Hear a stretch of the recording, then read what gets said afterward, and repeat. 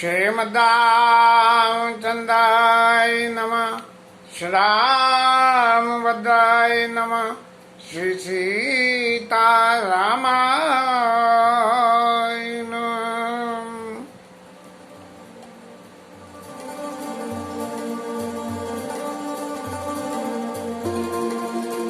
सुत स्नेह इत बचन उता संकट परयु नरेश।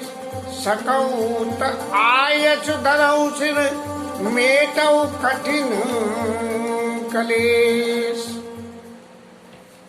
क्या कि मैया भगवान राम के आने पे और मन की बात को मन में ही छुपा के और ऐसी बातें बोली जो सहज स्वभाव में किसी व्यक्ति के हृदय में जब तक बहुत ज्यादा कोई दुराग्रह वाली बात नहीं हो तब तक इस तरह अपनी बातों को नहीं कहता है और साफ साफ सामने वाले से बात कहता है। लेकिन राम जी से कैकेयी भैया ने भी बड़ा दुराक्षेप किया। परसों कथा यहीं पे विश्राम हुई थी, आगे की कथा आज करेंगे।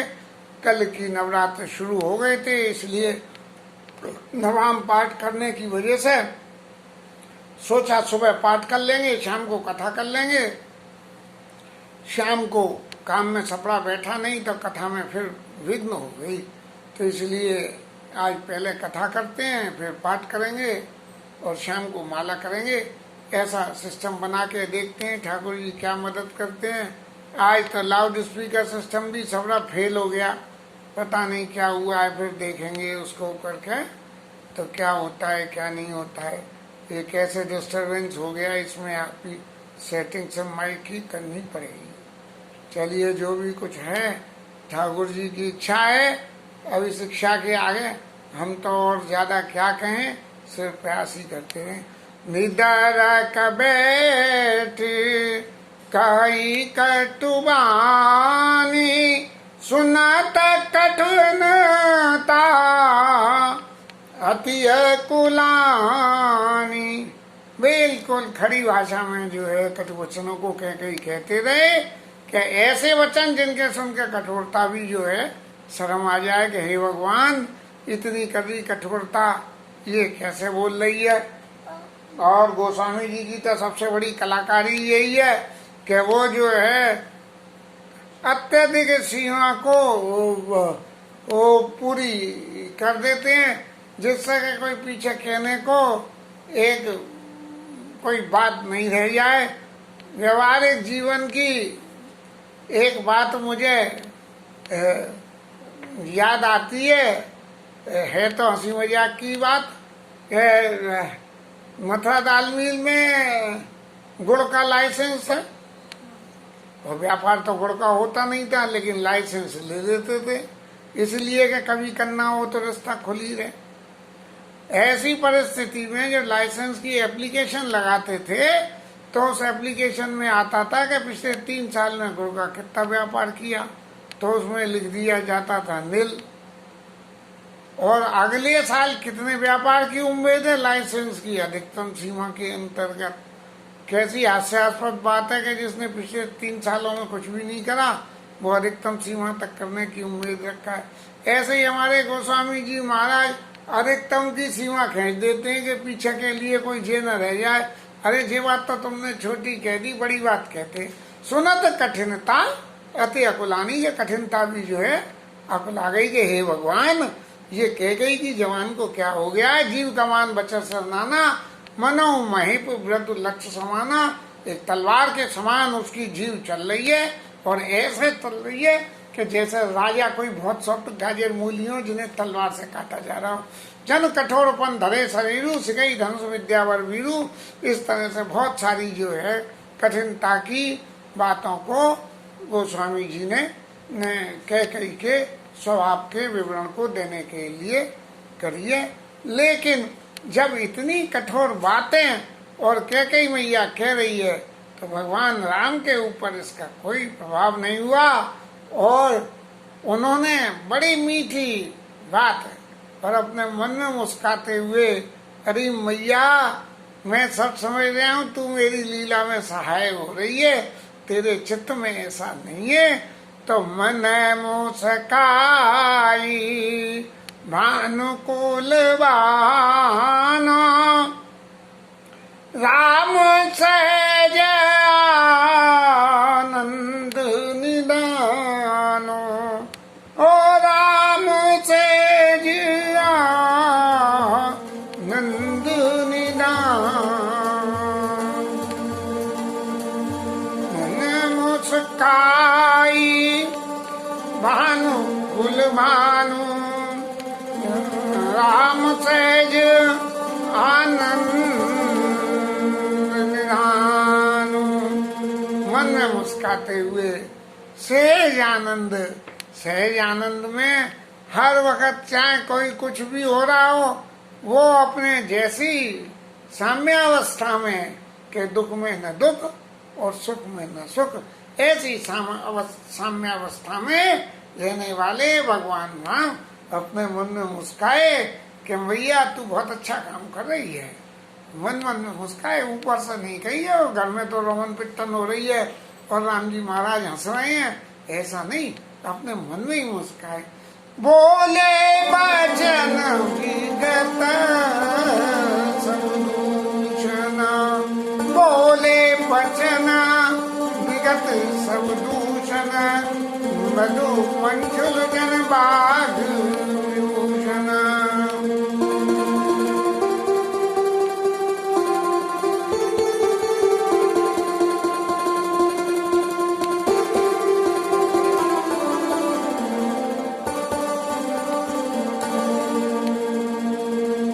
बोले वचन विगत सब दूषण, मधु मंजुल जन बाग विभूषण। भगवान राम ऐसे वचन बोले, इतने मीठे वचन बोले, जैसे किसी बाग में खिले हुए फूलों से शोभा होती है, ऐसी शोभा के स्वरूप में। और भगवान राम वचन बोले, सुनो जननी सोई सुत पर भागी, जो भी तुम्हारो वचन अनुरागी। अरे भैया सुना, वो पुत्र बड़ा भाग्यशाली होता है जो अपने माता पिता के वचनों को प्रेम करता है, उनके वचन वो जो कहें उनको मानता है। अब इसके संग में भगवान ने पिता के संग माता शब्द भी जोड़ दिया।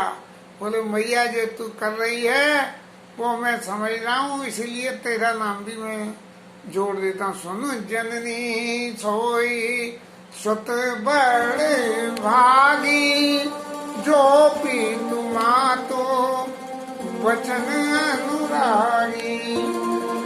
तनय मात पितु तो छनिहारा, जननी जन दुर्लभ जननी सकल संसारा, दुर्लभ जननी सकल संसारा।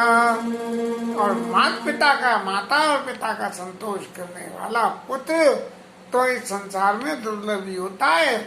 पुत्र जो है माता पिता की तो कोई कदर वो नहीं करते हैं जो करनी चाहिए, जो करते हैं वो बहुत थोड़े होते हैं।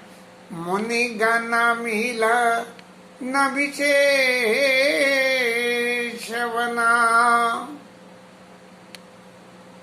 सबई बात हित मोर,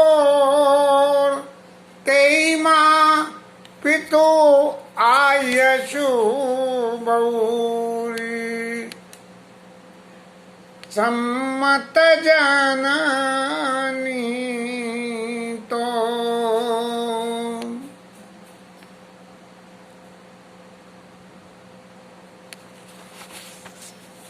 भगवान राम ने ये कहा कि वन में वास करने से मेरे को जो मुनियों का मिलन होगा उससे मेरी बहुत हित होगा, क्योंकि मेरी तो लीला का स्वरूप ही वो ही है। और सबई भांति मोर उसमें मेरा हित है। और तेई में पितु आये सुबह, उसमें पिताजी की आज्ञा भी है कि तुम चले जाओ, क्योंकि सर्व प्रसंग रघुपति सुनाई, मनो बैठ तन धर निठुराई। सारा प्रसंग सुना दिया कि मैंने ऐसे ऐसे वरदान मांगे हैं। राम जी ने जब ये सुना तो उन्होंने कह दी कि मोलेगा न मिलन विशेष वन, सबई बातीत मोह मोर, कई पितु आयच बहुरी सननी जन्म सम जननी सम्मत तो। अरे भैया उसमें तेरी भी तो सहमति है। और फिर क्या होगा कि जब मैं वन में चला जाऊं तो राज भरत जी को मिल जाएगा। और भरत के समान मुझे कौन प्रिय है? मेरे को भरत के समान और ज्यादा कौन प्रिय है? भरत प्राण प्रिय पावई राजो, विधि सब विधि मोई सन्मुख आजो, विधि सब विधि मोई सन्मुख आयु। और प्राण प्यारे मेरे भैया को राज्य मिलेगा। ऐसे में आज तो विधाता मेरे लिए सब तरह से अनुकूल है, और मैया तूने तो मेरी बड़ी मदद करी है। यदि मैं ऐसे काम के लिए भी वन में न जाऊं तो मुझे तो मूर्खों के समाज में सबसे पहले गिनती करो। और फिर उन्होंने भगवान ने उदाहरण दे दिए कि सेवई कल्पतर त्यागी पर अमृत दही विष मांगी, कि कल्प तरु को छोड़े अंडी के पेड़ की जो है सेवा करे, और अमृत को छोड़ के विष को मांग ले। ऐसे मूर्ख लोग भी ऐसा समय पाके नहीं सीखेंगे। हे मैया तू अपने मन में विचार के तो देख। लेकिन मुझे एक ही बात का बस दुख है कि अम्बु एक दुख मोह विशेषी, निपट विकल नायक देखी। महाराजा को इस तरह से विकल देख के, इतनी छोटी सी बात के लिए राजा इतने विकल हैं, ये देख के मुझे बहुत दुख है। और मुझे जरूर ऐसा लगता है कि ये बन जाने वाली बात से ही राजा दुखी नहीं है।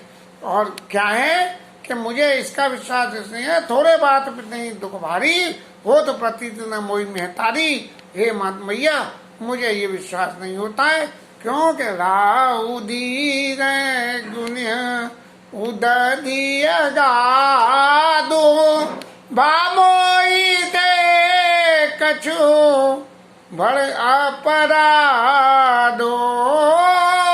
बामोई दे कछु बड़ अपराधो। जरूर मुझसे कोई बड़ा अपराध हो गया है। राजा तो बहुत धैर्यवान है, इसलिए उन्होंने मुझसे तो कुछ नहीं किया। अब अपराध राजा से हुआ है या भगवान की लीला में हुआ है? अपराध तो अपराधी है। और उस अपराध के फलस्वरूप भगवान राम की लीला में महाराजा दशरथ जो सहयोग कर रहे हैं, उस बात को समझ के भगवान ऐसे नीति धर्म सम्मत वचनों को माँ से कह रहे हैं। जाते जाते मोई ना कहते कछु राऊ, और मोरी शपथ तोई कसति बाऊ। अरे भैया मुझे तेरी शपथ है, मुझसे तो कुछ कहते नहीं महाराज। अब तू ही बता दे कि मेरे से अपराध क्या हुआ है। सहज सरल रघुवर बचना, कुमति कुटिल कर जान, चलई झोंक जल पक गति, यद्यपि सलिल समान। ऐसे भगवान राम के सरल और सहज वचनों को सुन के भी कई मैया अपनी कटुता को नहीं छोड़ रही है, और उस कटुता को नहीं छोड़ के उसने आगे अपनी बात कहना क्या शुरू किया। रहसी राम राम रुक पाई, और बोली कपट सने जताई। भगवान राम का रुख देख के कि जो हमने कही जो अरे मैया मुझसे कोई जरूर तू बता तो सही, भाई बता तो सही आखिर बात क्या है। तब जो है रहसी राम राम रुक पाई, भगवान राम के रुख को पाके और कपट रूपी स्नेह जना के, और क्या बोले, शपथ तुम्हार भरत के आना, हे तो न दूसरा मैं कह जाना। तुम्हारी शपथ है और भरत की आन है, इसके अलावा मुझे कुछ भी नहीं मालूम। मालूम सब कुछ है, लेकिन फिर भी कपट का स्वभाव ही ऐसा होता है, सत्यता को कभी सामने आने नहीं दिया। तुम अपराध जोग नहीं दाता, जननी जनक बंधु सुख दाता। अरे राम, तुम जो है अपराध करने योग्य नहीं हो, तुम तो निरपराध हो, और माता को और पिता को दोनों को सुख देने वाले हो। स्वार्थी व्यक्ति जीवन में किसी व्यक्ति की भलाई भी करता है तो वो अपने स्वार्थ से करता है, और उसके स्वार्थ के संग में फिर ऐसी बातें बोल देता है कि जिससे कि नीति सम्मत जी होना चाहिए। भैया तुम्हें तो यही करना चाहिए। वही कह कही भैया कह रही है कि तुम अपराध जोग नहीं ताता, जननी जनक बंधु सुखदाता। राम सत्य सब जो कछु कहू, तुम पितु मातु बचन रत आहू। अरे राम, तुम जो कुछ भी कह रहे हो वो सब सच है। अब सच क्या है? सच तो कुछ भी नहीं है, लेकिन उसको अपना स्वार्थ सिद्ध करना है, इसलिए कह रही है। और तुम पितु मातु वचन रत आहू, तुम तो जो है माता पिता के वचनों के पालन करने वाले हो, इसीलिए तुम ही ऐसे अद्भुत पुत्र हो। तो जब ऐसे अद्भुत पुत्र हो जो माता पिता ने माता पिता तोषने आला दुर्लभ जन सकल संसारा, तो इसलिए अपने पिताजी को ये समझा के कहो कि पिता ही बुझाई कहो बलि सोई, चौथे पना जई अयछु न होई। अपने पिताजी को ये समझा के कहोगे बुढ़ापे में उनकी बदनामी नहीं हो। भाई अगर बदनामी से बचना है तो जो मैं कह रही हूँ उन बातों को मानना। तुम सन सुहाना सुखत जिन दीने, उचित नतासु निरादर कीने। अरे तुम्हारे जैसे शीलवान धर्मात्मा पुत्र जिसको मिले हो उसका निरादर करना, उसका तिरस्कार करना अच्छा नहीं है। कि वो बन जाने को तैयार है तो भी उसे नहीं जाने दो और अपने वचनों को तोड़ दो। लागई कोमो के वचन शुभ कैसे, मग गयादि का तीरथ जैसे। जे ऐसे अशुभ वचन उसके मुंह से कैसे अच्छे लग रहे हैं, जैसे मगध और गया, ये भी तीर्थ है लेकिन मृत्यु उपरांत के हैं, जीवित रहते हुए नहीं है, मृत्यु उपरांत के तीर्थ हैं। तो ये सारे वचन ऐसे अच्छे लग रहे हैं कि राजा दशरथ को तो मर जाने दो, और ये तुम्हारे वचन तब उनके ऊपर में सब लागू हो जाएंगे। रामाई मातो वचन सब भाए, जिमि सोरा सारे गाते सलील सुहाए। और भगवान राम को माता जी के वचन इतने अच्छे लग रहे हैं क्योंकि भगवान का स्वभाव तो गंगा जी के समान है, और गंगा में तो कचरा पट्टी कुछ भी बहा दो और गंगा की में जाके वो सब गंगा जल बन जाते हैं। लेकिन ये बात पुरानी हो गई, अब तो गंगा जल में जाके गंगा जल नहीं बनते हैं, वो प्रत्यक्ष में दिखते हैं कि राम तेरी गंगा मैली हो गई, और पापियों के पाप धोते धोते तो वो इस तरह से पापों को धोते धोते अब तो गंगा भी मैली होने लगी। तब गई मूर्छा रामई सुमिरे, नपा फिर करवट लीन, और सचिव राम आगमन कही विनय समय संगीन। और ऐसा कह के राम राम कहते हुए दशरथ जी ने भगवान राम के नाम का स्मरण करके और करवट पलटी। तब ये सुमंत्र जी को लगा के राजा को होश आ गया, तो उन्होंने विनय समय सम सचिव राम आगमन कही कि तात दशरथ जी महाराज जी, भगवान वो आपके पुत्र राम पधारे हैं। अब आप अपने मन की बात जो कुछ भी आप उनसे कहना चाहते हो वो कहो, क्योंकि आपने सारी रात राम राम राम राम राम कह के निकाली है, इसलिए राम जी आ गए हैं, उनसे अपने मन की बात हो। अवनि पवन राम पधारे, धर धीरज तब नयन उघारे। राजा दशरथ ने नेत्रों को खोल के और राम जी का दर्शन करा, और मंत्री जी ने उन्हें उठा के बिठाया है, और भगवान राम ने राजा दशरथ के चरणों में प्रणाम किया है। लिए सने अबिकल और लाई, और गे मणि फनौ मणिक फिर पाई। हृदय से भगवान राम को लगा लिया, ऐसे लगा लिया जैसे सांप की मणि गिर गई और फिर उसे मिल जाए, इस तरह से जो है भगवान राम को हृदय से लगा लिया। शोक विकल कछु कहे न पारा, हृदय लगा वही बार ही मारा। बार बार अपने हृदय से लगाते हैं और शोक के वशीभूत होके कुछ भी कह नहीं पा रहे हैं।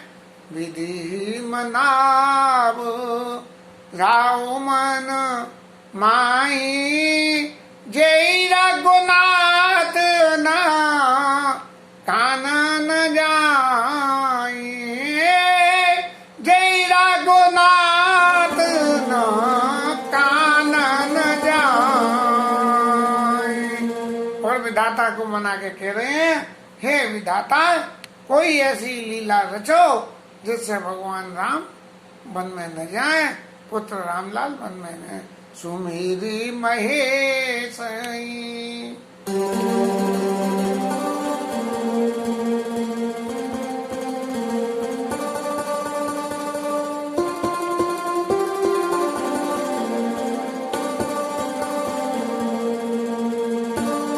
सुमेरी महेश काई लियोरी बिनती सुनाऊं, सदा मोनी आशुतोष तुम अवधरदानी, आरती हरऊ दीन निर्यानी।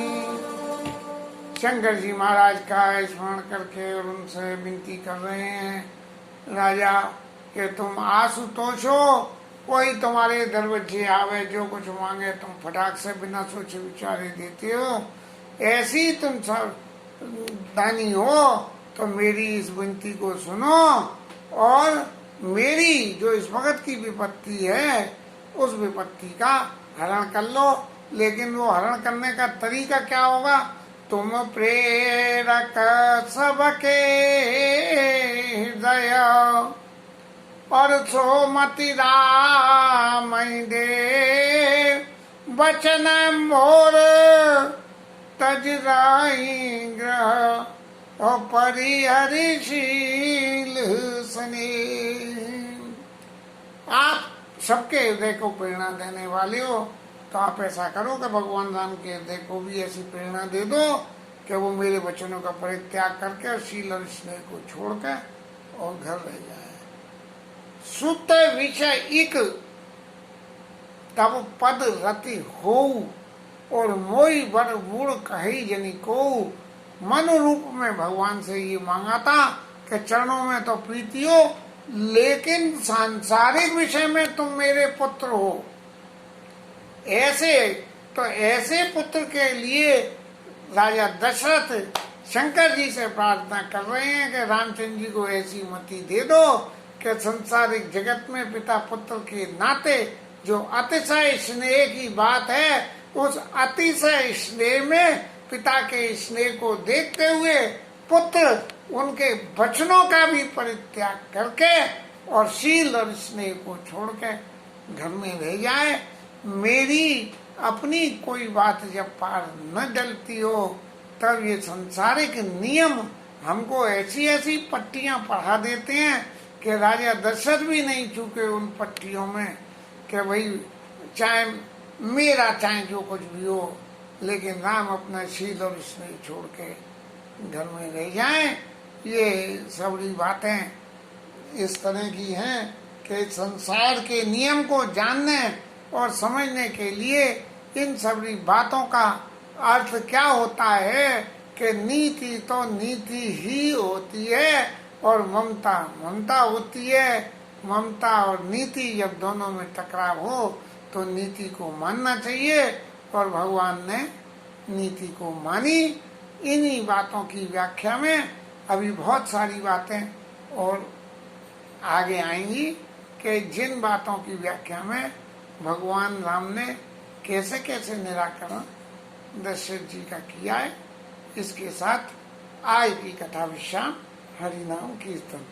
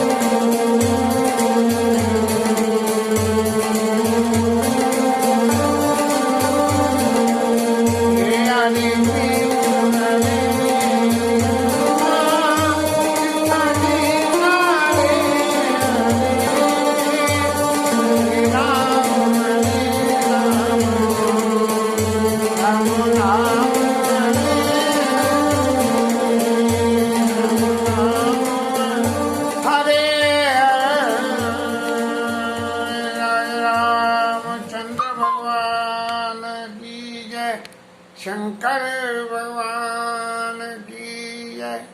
पवन सुत हनुमान की जय। शिवराज धरण की जय। जय जय श्री राधे, जय जय श्री राम।